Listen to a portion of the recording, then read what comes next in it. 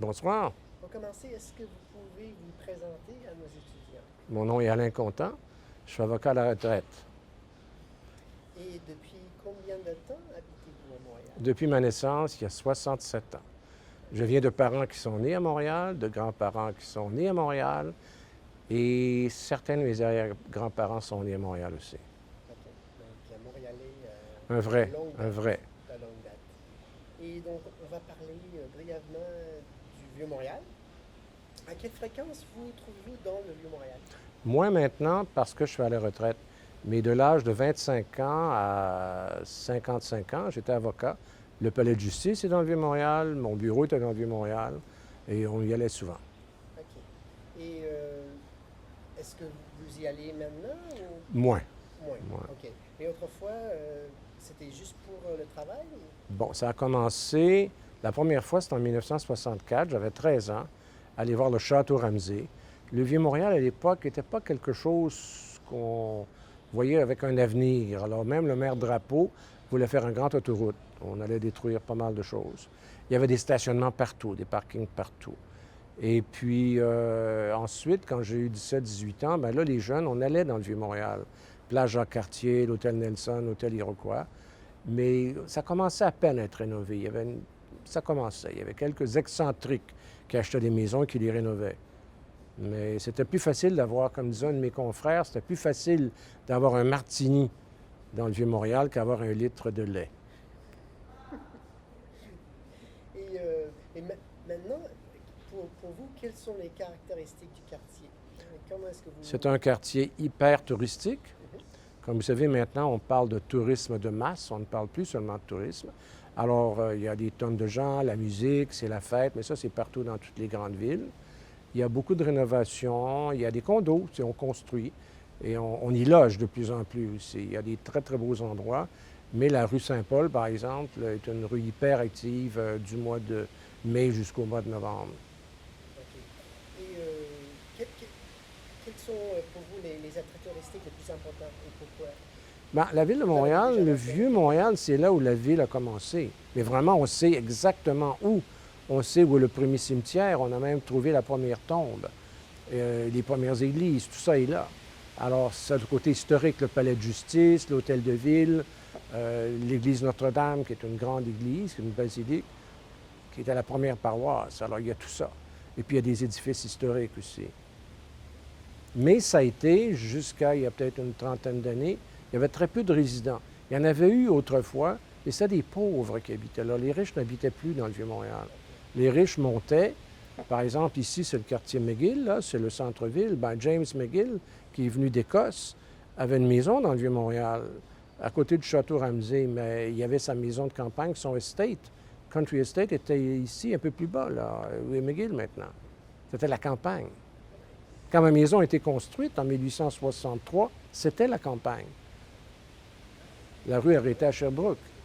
Donc, Montréal s'est lutté vraiment. Montréal a grandi très, très, très rapidement. Et on regardait toujours New York et on se disait, Manhattan, et on se disait, ça peut devenir comme ça.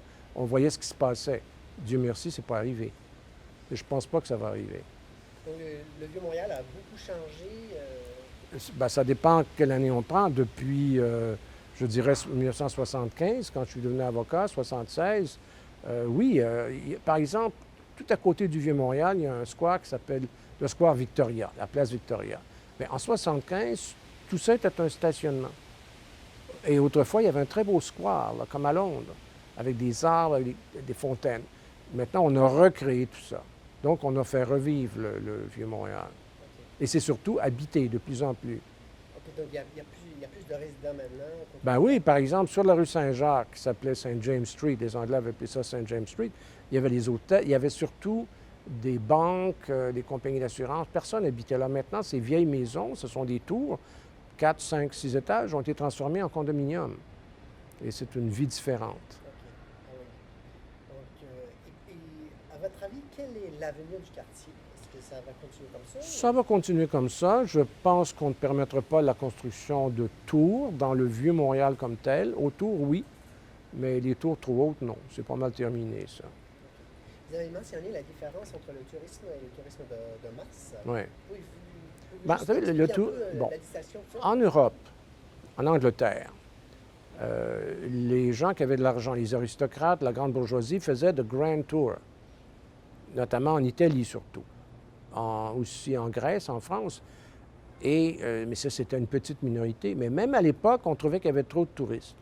Vous savez, un couple, ça va. Mais 50 personnes ensemble, ça, c'est le tourisme de masse. Et 500, moi, je me souviens quand c'était des autobus de Japonais, mais maintenant, c'est des autobus de Chinois ou de Coréens. Alors, qui viennent 5 minutes là, 5 minutes là, puis ça, ça fait marcher le commerce, mais c'est pas agréable. Ouais. Est-ce que vous avez autre chose à ajouter sur le quartier? Sur le Vieux-Montréal? Oui. Quelque chose à partager avec nous? Bien, ce qui est assez intéressant, c'est que Montréal, comme Québec, avait une enceinte en pierre. Hein? C'est une ville fortifiée, fortified city. Montréal, au début des années 1800, on les a enlevés. On a décidé que ça empêchait la circulation. Les pierres ont été réutilisées. Alors, si vous allez derrière l'hôtel de ville de Montréal, vous allez voir qu'on a encore la base des fortifications. Maintenant, on sauve ça, c'est sacré. On a voulu faire la même chose à Québec beaucoup plus tard. Puis ça a pris un Britannique, le gouverneur général, Dufferin, qui a dit non, c'est pittoresque, c'est fantastique, vous êtes la seule ville fortifiée en Amérique du Nord. Ils ont gardé les fortifications. Alors maintenant, on revient à ça. Alors, on ne peut plus toucher à quoi que ce soit. Si on creuse, on voit des vieilles pierres, c'est sacré, on va faire un centre d'interprétation. Puis les historiens comme moi, bien, on adore ça. Parce qu'un vécu, là, on sait. Et au Québec, on a tous nos registres d'état civil depuis le début. Alors, on sait les baptêmes, on sait les mariages, on sait les sépultures. C'est pour ça que la généalogie, tout le monde connaît sa généalogie. Alors, on peut savoir qui a habité où. Moi, par exemple, je sais combien de mes ancêtres, au tout début de la colonie, vivaient à Montréal, au centre de Montréal, qui était le vieux Montréal maintenant. Au-delà de la rue Saint-Antoine, qui est maintenant vraiment centre-ville, c'était la campagne. Vous avez parlé des changements démographiques. Quelle population vit dans le Vieux-Montréal maintenant? Oh, ben, c'est surtout, c'est des jeunes, surtout.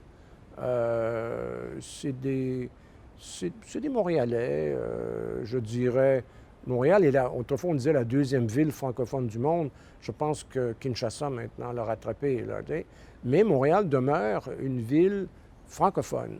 On ne dirait plus française, ça fait longtemps qu'on a cessé de souveraineté, mais une ville francophone.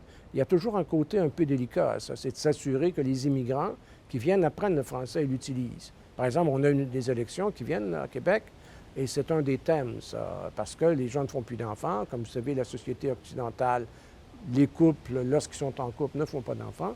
Donc, on compte sur l'immigration. Ici, on a l'immigration nord-africaine du Maghreb, qui est francophone. On a Haïti, mais il y a beaucoup de gens qui viennent un peu partout. Demander à un Afghan, déjà, eux, ils viennent en Amérique du Nord, c'est pour apprendre l'anglais. Tu sais. Ils veulent pas aller aux États-Unis pour des raisons qu'on comprend. Hein?